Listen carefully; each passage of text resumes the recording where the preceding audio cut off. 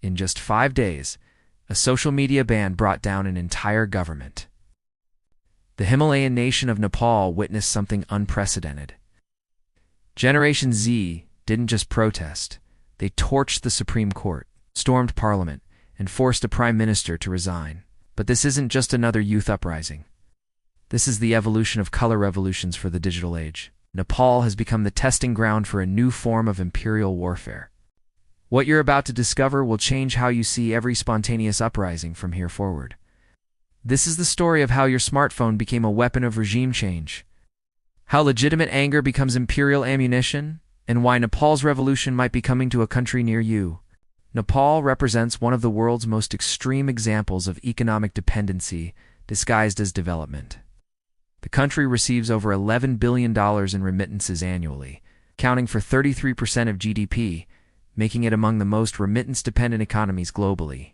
Approximately 3.5 million Nepali expats and migrant workers, more than 10% of the entire population, have been forced to leave their homeland to survive. This isn't natural migration, it's engineered exodus. The overall unemployment rate reached 12.6% in 2024, while youth unemployment for ages 15 to 24 hit 20.8%.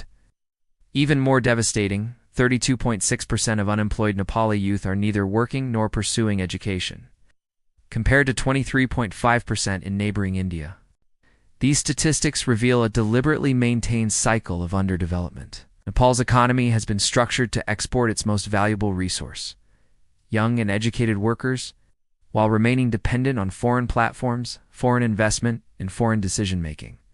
People aged 15 to 40 compose 43% of Nepal's population. Yet this demographic dividend has been systematically prevented from developing their own country. The remittance economy creates a vicious cycle that serves imperial interests perfectly. Families become dependent on money sent from abroad, reducing pressure for local job creation. The government becomes addicted to foreign exchange from remittances, reducing incentives for productive economic development. Meanwhile, the brain drain ensures that Nepal's best minds contribute to foreign economies rather than building indigenous alternatives. This economic structure makes Nepal perpetually vulnerable to external manipulation. When social media platforms, the primary communication channels between migrant workers and their families, face regulation, the threat to remittance flows becomes a weapon of political destabilization. The imperial strategy is elegant in its cruelty: create economic conditions that force mass migration, make communication dependent on foreign-controlled platforms, then use threats to this communication as leverage for political control. Nepal's attempt to regulate these platforms directly threatened this imperial control mechanism. Nepal's economic vulnerability made it an ideal testing ground for digital colonialism tactics. The country's dependence on remittances created a population emotionally invested in maintaining unrestricted access to foreign-controlled communication platforms. When the government attempted to assert digital sovereignty, it threatened not just communication, but the economic lifeline of millions of families. This created the perfect conditions for manufactured outrage. Legitimate concerns about family communication became weaponized into revolutionary fervor. The imperial forces didn't need to create grievances. They simply needed to amplify and direct existing frustrations toward regime change objectives. On September 4, 2025, Nepal's government ordered the shutdown of 26 social media platforms, including Facebook, X, YouTube, LinkedIn, Reddit, Signal, and Snapchat, for failing to register under new regulations. The timing of this enforcement wasn't random. It came precisely as China and India were moving toward improved relations, threatening to bypass Western influence in South Asia. The registration requirement itself had been law for 2 years, but enforcement only came when Nepal's geopolitical utility to Western interests was threatened. This reveals the manufactured nature of the crisis. If platform regulation were truly the issue, the explosion of violence would have occurred when the law was passed, not when it was selectively enforced at a strategically convenient moment. Western social media corporations didn't simply resist regulation, they actively encouraged rebellion. As media experts noted, these companies openly backed the protests, speaking in the language of free speech and the need to fight for your rights at any cost. This represents corporate involvement in regime change operations. transforming private platforms into instruments of political destabilization. The platform's response followed a predictable pattern: frame regulatory compliance as authoritarian oppression, mobilize user bases against their own governments, and present corporate interests as human rights causes. This strategy transforms legitimate business regulation into revolutionary justification, making every attempt at digital sovereignty appear as tyrannical overreach. The speed and intensity of the uprising reveals sophisticated algorithmic manipulation. Organic protests don't typically escalate from platform regulation to government overthrow in 5 days without external amplification. The digital infrastructure was certainly weaponized to transform local grievances into revolutionary momentum. This represents the evolution of information warfare. Instead of traditional propaganda broadcasts, imperial forces now manipulate recommendation algorithms, trending topics, and social media feeds to create synthetic grassroots movements. The protesters genuinely felt their anger, but the direction and intensity of that anger was artificially amplified through digital manipulation. The genius of using platform regulation as a trigger lies in its emotional resonance. For families dependent on remittances, social media isn't entertainment. It's the umbilical cord connecting them to their economic survival. Threatening this connection doesn't feel like business regulation. It feels like an attack on family survival. Imperial strategists understood that in a remittance-dependent economy, controlling communication platforms means controlling economic lifelines. The ban wasn't just about free speech. It threatened the fundamental structure of Nepal's survival economy. This made resistance feel not just justified but desperate, creating the emotional intensity necessary for revolutionary action. Traditional color revolutions relied on physical infrastructure, organizing committees, funding networks, and media coordination. Today's version operates through digital networks that can be activated instantly across vast populations.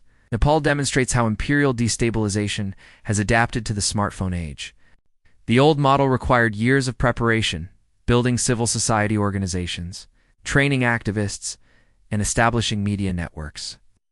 The new model leverages existing digital dependencies, turning every smartphone user into a potential revolutionary through algorithmic manipulation and platform coordination. Nepal's demographic structure, with 43% of the population aged 15 to 40, created ideal conditions for digital revolution tactics. This generation grew up with smartphones, making them particularly vulnerable to platform manipulation, while being excluded from traditional power structures. Generation Z doesn't remember life before social media, making platform access feel like a basic human right rather than a commercial service. This psychological dependency allows platform corporations to position regulatory attempts as attacks on fundamental freedoms, mobilizing users against their own government's sovereignty. The imperial strategy exploits generational divides, pitting digitally native youth against older political establishments. This creates natural revolutionary energy while obscuring the foreign manipulation driving the conflict. Young people genuinely feel excluded and frustrated, but their anger is channeled toward imperial objectives rather than authentic liberation. Multiple analysts noted that Nepal's protests lack leadership and have no political party or figurehead guiding the movement. This absence of visible leadership isn't a bug. It's a feature of modern color revolution design. Without identifiable leaders, movements become harder to counter, while maintaining plausible deniability for foreign orchestrators. The leaderless structure serves imperial interests perfectly. It prevents negotiation or compromise, ensuring maximum destabilization. It obscures foreign involvement by creating the appearance of organic uprising. And it provides flexibility to adapt tactics in real time based on changing conditions. This represents sophisticated crowd control through digital infrastructure. Instead of traditional command structures, algorithmic manipulation guides crowd behavior while maintaining the appearance of spontaneous action. The protesters make autonomous decisions, but within parameters shaped by invisible digital manipulation. At least 19 people have been killed and more than 200 hospitalized in just 5 days of protests. This rapid escalation from platform regulation to deadly violence reveals professional destabilization techniques. The violence pattern follows color revolution playbooks: initial peaceful protests, government response, martyrdom creation, and escalation justification. Each stage builds on the previous one, creating momentum toward regime change while maintaining plausible deniability about foreign involvement. Nepal's eruption came precisely as China and India moved toward reconciliation, threatening to create an independent South Asian power bloc beyond Western control. The timing reveals the uprising's true strategic purpose: preventing regional cooperation that might bypass imperial influence. Nepal's position between Asian giants makes it a crucial buffer zone in the new Cold War. An independent Nepal, cooperating with both China and India, represents a nightmare scenario for Western hegemony. A possible stable, prosperous nation, demonstrating alternatives to Western-dominated development models. The social media ban provided perfect cover for destabilizing a government showing independence from Western dictates. By framing regime change as digital rights advocacy, imperial forces could pursue geopolitical objectives while claiming humanitarian motivations. Nepal controls crucial water resources, transit routes, and rare earth deposits that both China and India need for development. A stable, independent Nepal could broker these resources for mutual benefit, creating prosperity while reducing Western leverage over Asian development. The imperial strategy requires keeping Nepal weak, divided, and dependent. This ensures that its resources flow through Western-controlled networks rather than contributing to independent Asian development. The uprising serves to prevent any government from developing truly autonomous policies. Nepal has become a testing ground for digital-age proxy warfare. The techniques perfected here: algorithmic manipulation, platform weaponization, demographic targeting, can be deployed against any nation attempting digital sovereignty. The success or failure of Nepal's destabilization will determine whether other nations dare to regulate Western tech platforms or will submit to digital colonialism. This makes Nepal's struggle a test case for global digital sovereignty. Nepal's attempt to regulate foreign platforms represented a modest assertion of digital sovereignty that triggered massive retaliation. This reveals why comprehensive digital sovereignty measures are necessary for any nation seeking genuine independence. True digital sovereignty requires developing indigenous platforms, controlling information, infrastructure, and building resistance to algorithmic manipulation. Nations that fail to control their digital space will find themselves vulnerable to instant destabilization whenever their policies diverge from imperial preferences. The Nepal crisis demonstrates that digital decolonization has become as crucial as political and economic decolonization. Countries that allow foreign corporations to control their information infrastructure essentially surrender sovereignty over their own population's consciousness. Nepal's remittance dependency created vulnerabilities that imperial forces exploited perfectly. Breaking this cycle requires massive investment in productive domestic capacity, creating opportunities for young people at home rather than forcing them to seek work abroad. This means rejecting neoliberal development models that prioritize foreign investment and export production over domestic capacity building. It means building industries, infrastructure, and institutions that serve national development rather than global capital accumulation. Regional cooperation becomes essential for breaking imperial dependency. Nepal's prosperity lies in serving as a bridge between China and India, facilitating trade and cooperation rather than serving as a buffer zone for great power competition. The most crucial battleground is consciousness itself. Nepal's youth must understand how their legitimate aspirations are being weaponized against their nation's sovereignty. True progress requires building independent institutions and resisting the siren song of Western-controlled platforms promising solutions. This requires political education that explains how imperial manipulation operates in the digital age. Young people need to understand that their smartphones can be weapons aimed at their own nations, and that genuine liberation requires building indigenous alternatives to imperial infrastructure.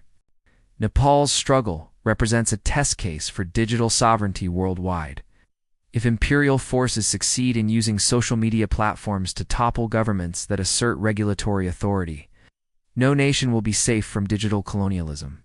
Anti-imperialist forces globally must understand that Nepal's crisis previews their own future struggles, the techniques being perfected.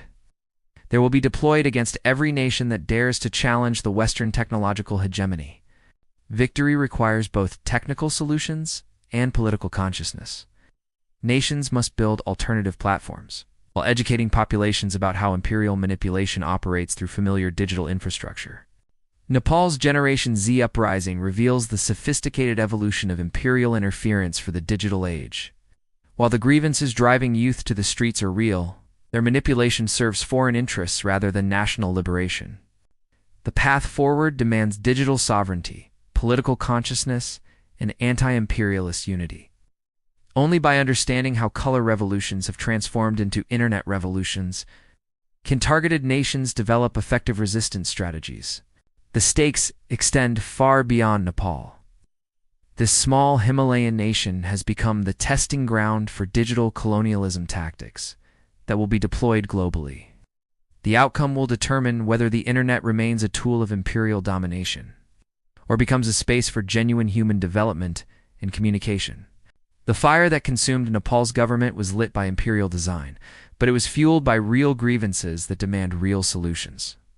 True solidarity requires supporting genuine development while opposing the imperial forces that exploit legitimate struggles for geopolitical advantage.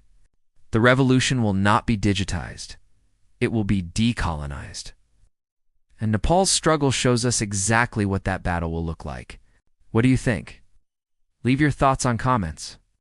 And don't forget, like the video and subscribe the channel to keep thinking the world how it really is.